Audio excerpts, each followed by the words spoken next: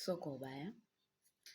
Kama umeolewa mke wa pili, alafu bi mkubwa uliyemkuta hahangaiki na wewe, hastuki na wewe, hata ukitafuta ugomvi yeye darling, basi jua kuna kitu kwenye hiyo ndoa ambacho kitakunyima amani maisha yako yote na utajutia kuingia kwenye hiyo ndoa.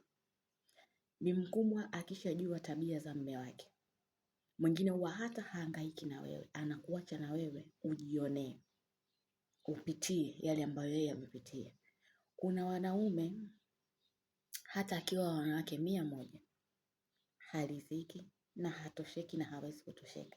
Kwa kuna muda bi mkubwa anatulia, sio kwamba hawezi ugomvi, ila anaona hana haja kugombana na wewe, kwa maana utakayopitia yatakunyima amani maisha yako yote. Ukimwona bi mkubwa katulia, umeolewa unakuja kwa tambo na tashtiti, tulia kwanza, alafu soma mazingira.